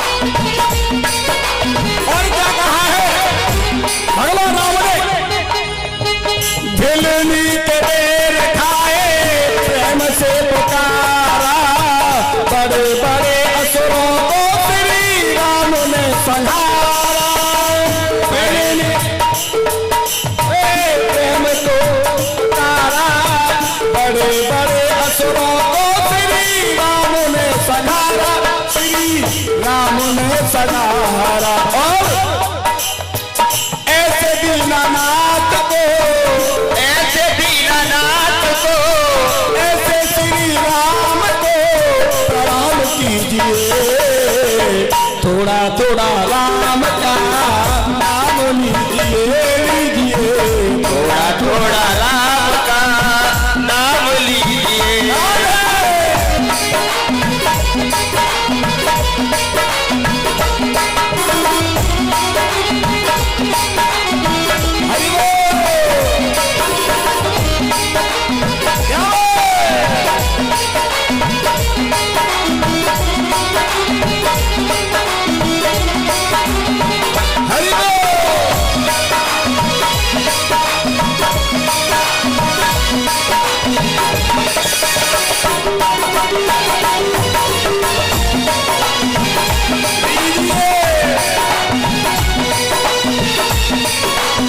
इसीलिए कहा है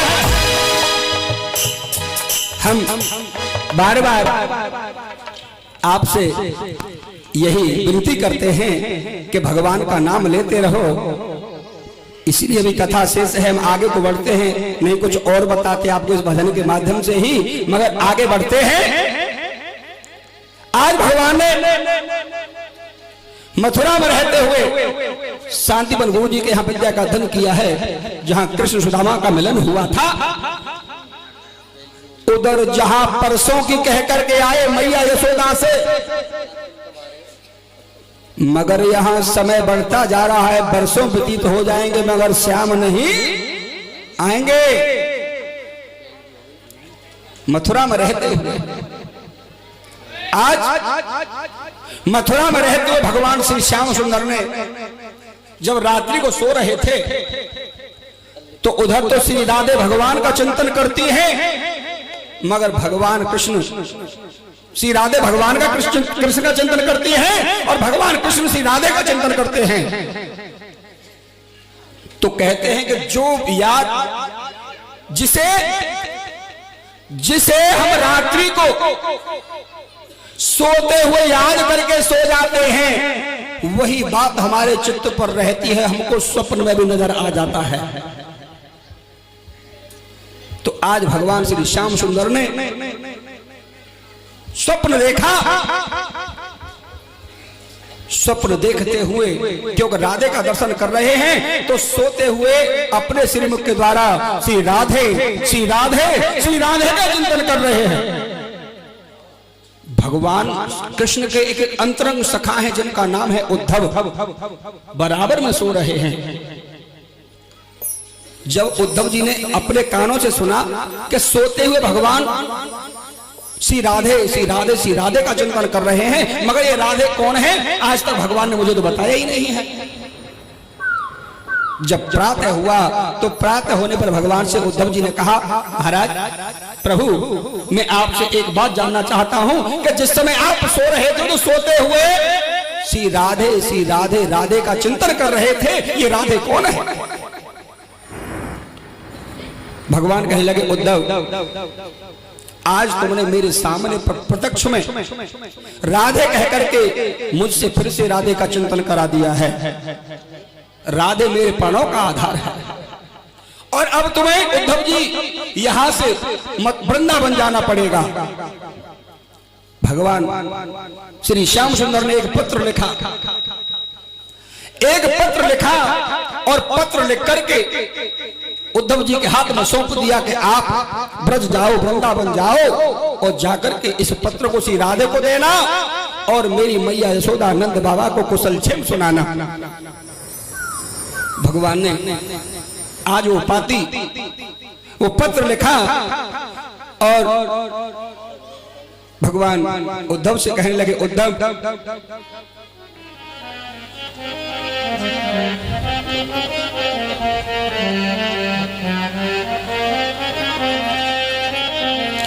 और याद सतावे उद्धव मुकु राधा प्यारी की,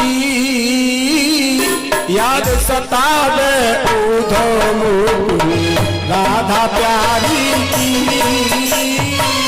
याद सतावे उद्धव मुकु राधा प्यारी की, ओ राधा प्यारी की रे उद्धव श्यामा प्यारी की, राधा प्यारी की उद्धव श्यामा प्यारी की, ओ याद सतावे उद्धव मुकु राधा प्यारी की, याद सतावे उद्धव मुकु राधा प्यारी की, ओ राधा प्यारी की रे उद्धव श्यामा प्यारी की, राधा प्यारी की उद्धव श्यामा प्यारी की, अरे याद सतावे उद्धव मुकु राधा प्यारी की, याद सतावे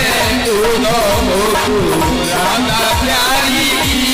क्या उद्धव, इस पत्र को लेकर के राधे के पास तुम्हें जाना है। आज भगवान की आज्ञा पाकर के उद्धव जब मथुरा से वृंदावन जाने के लिए तैयार हो रहे हैं, तो जिस रथ में, ध्यान देने की बात है, जिस रथ में भगवान कृष्ण बलराम को अक्रूर जी बिठा करके ले गए थे, वही सुवर्ण का रथ है जिसे आज उद्धव जी और मथुरा से वृंदावन लेकर के चलने को तैयार है।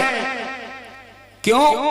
भगवान की क्या इच्छा थी कि जब मैया यशोदा ने और नंद बाबा ने उद्धव को कभी नहीं देखा है, इस रथ से पहचान लेंगे कि वही रथ है जिसमें हमारा कान्हा बैठ करके गया था, बलराम बैठ करके गया था।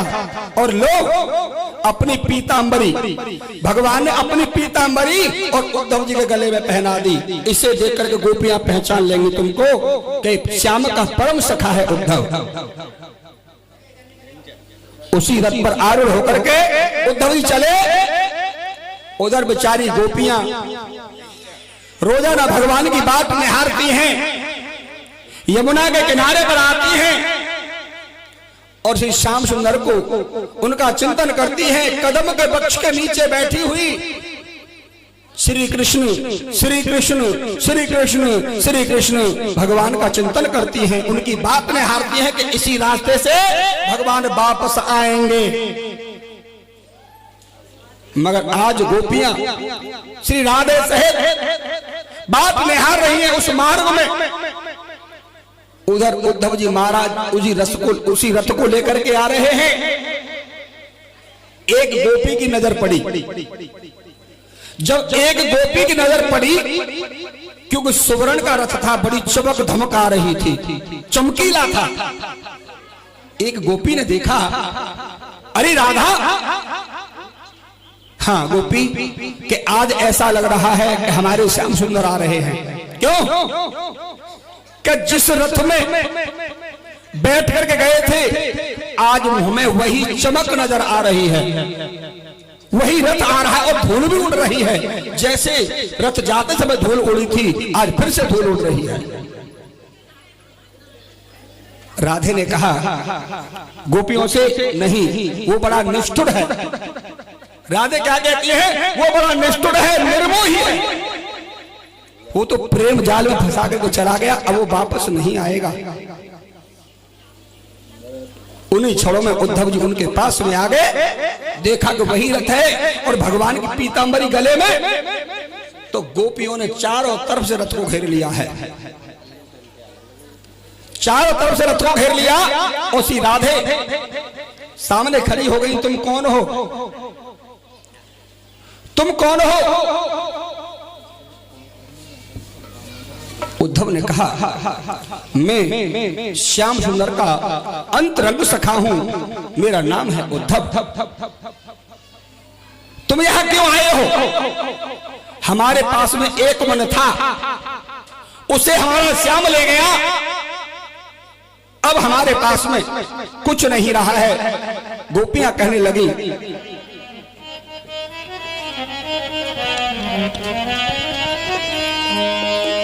और मन ना भय 10-20 ऊधो,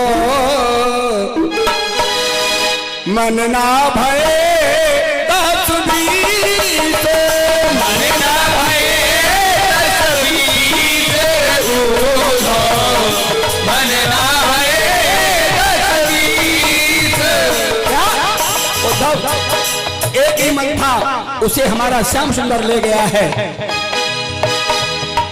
ओ मन ना भय 10-20 ऊधो, मन ना भय 10-20, मन ना भय 10-20 ऊधो, मन ना भय 10-20। एक मन भायो सो गयो श्याम सने,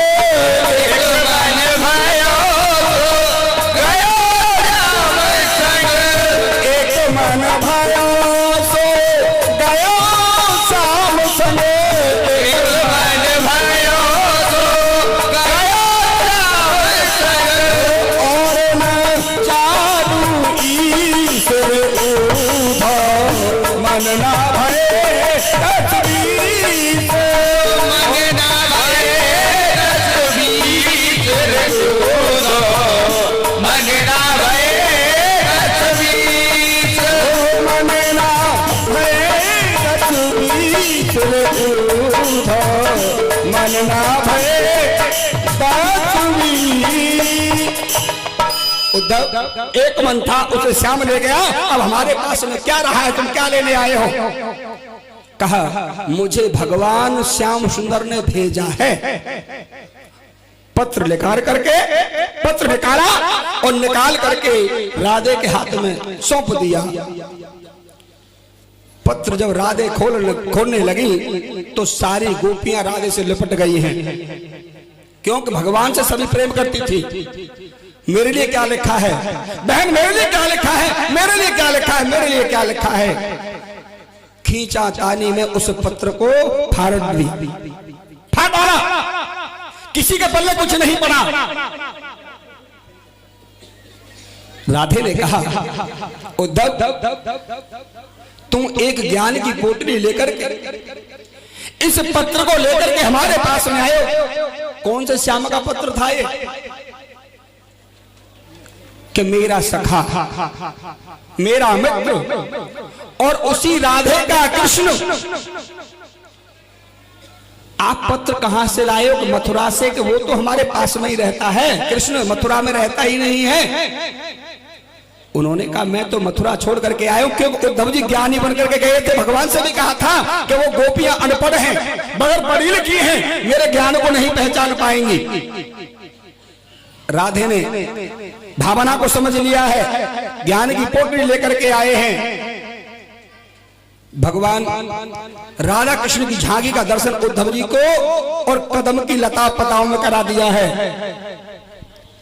उद्धव जी ज्ञान की पोटली को बांधे फिर रहे हैं, मगर उद्धव जी ने देखा कि मैं ज्ञानी हूं, मगर ज्ञान से कुछ और भी बड़ा होता है। क्या?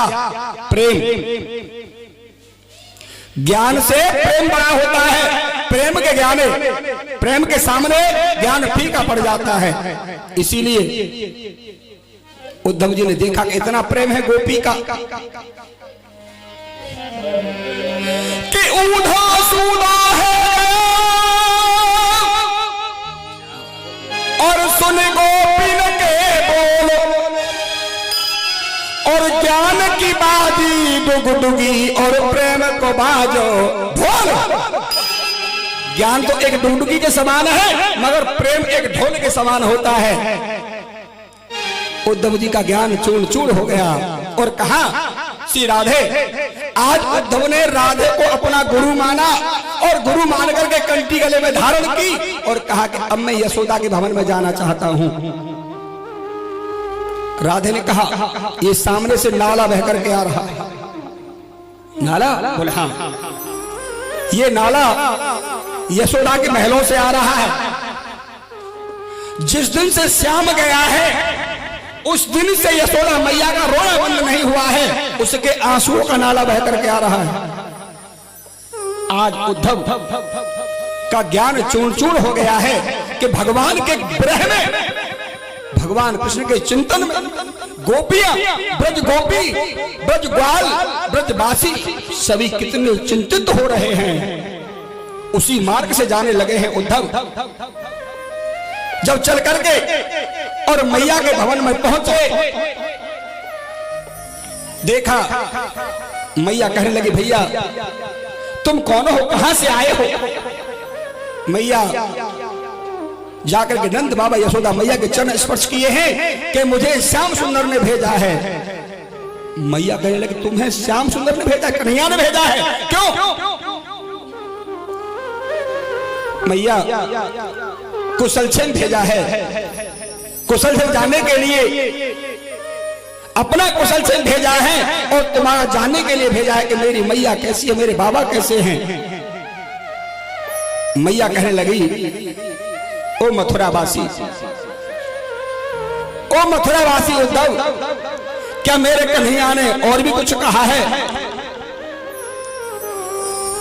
मैं तुझसे एक प्रार्थना करती हूं। क्या?